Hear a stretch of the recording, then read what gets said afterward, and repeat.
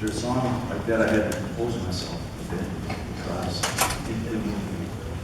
And it's a prayer I know every mother's heart, every father's heart, every person that cares about the next generation. Well, good morning. My name is Bill Kramer, and I'm one of the elders here, and I'm excited to give a message today on Mother's Day. And particularly this idea that mothers have a powerful influence in the progress of the gospel. That your role is critical. It can't be replaced.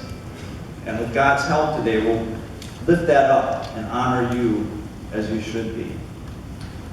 I'm excited to give this. I know I'm filling in a gap between our Pastor Paul Murphy and Pastor Brett Lilly, and we're in a period of anticipation. And I want to intentionally, I'm going to urge all the speakers to intentionally connect their messages to what we were left with by Pastor Paul and the vision that Pastor Brett gave us on the Sunday that we ended up voting 99% supported and ready to go with him. First, Paul Murphy left us with a challenge from Philippians, and it had the idea of progress and joy. And there were a couple passages that he used in Philippians 1. If you pull that up. I want you to know, brothers, that what has happened to me has really served to advance the gospel. Some translations have a stronger idea on it has resulted in the progress of the gospel. Then the next passage he used, convinced of this, I know I will remain and continue with you all for your progress and joy in the faith. Paul left us with this challenge, that we as a church would look forward and we would seek to continually progress as a church. But the idea would be a progression connected to the gospel and the outreach that is inherent in progress. The progress of the gospel means we have to be looking out. It means we won't neglect our need for growth.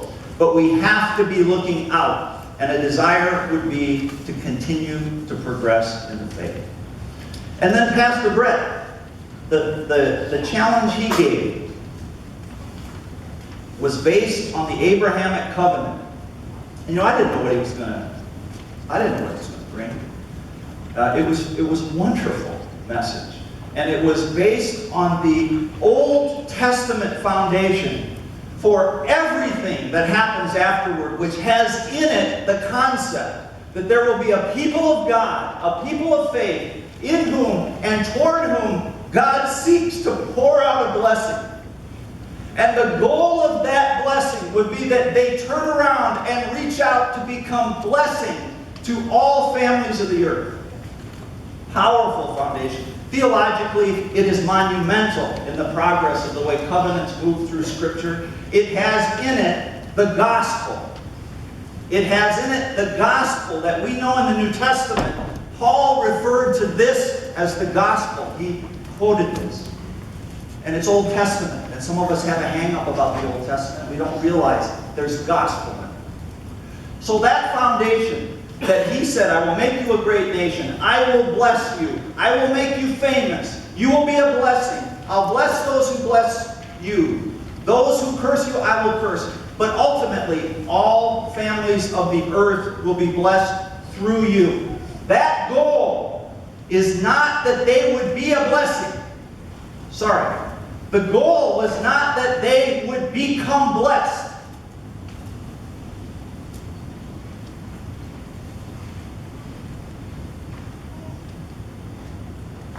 That was going to enable them to fulfill the most powerful calling we have as believers. That we become a part of God's mission to redeem, become instruments in His hand to redeem all peoples of the earth. And so, with that in mind, I think it's appropriate that even a Mother's Day sermon can fit within that context. In fact, everything we do needs to fit within this context of our calling. And so, before I get into the meat of the message, it's appropriate for me to honor one of my favorite mothers and let you get to know a little bit more about us. Put that first photo up. There's a greatest family. You have the photo of the, oh, how come I don't see it here? I'm like waiting, all of you are seeing this and I'm waiting. Okay. This is the greatest family of the earth. It's grown by one. She's here today. I have by marriage a daughter, Natalie. But there is a mother here who, as I prepared this message, hey guys, if you want to preach a Mother's Day sermon, you'll get to do this for your wife, okay? I get to do this today. I'm grateful for my wife's, it's beyond words. I'm so grateful for my wife's strategic, critical role in the ministry of our family. And so I just want to honor her. That photo of us was taken at the easternmost part of the United States. There's a lighthouse in the background, which is a lighthouse that served up in Maine. We've never been to Maine. We just went there this last year. There's a point that is the easternmost part of the United States, and it's near that lighthouse. So we climbed down the cliff, and we went out on some rocks, and we got even farther east. I'm not sure if we were in the United States anymore.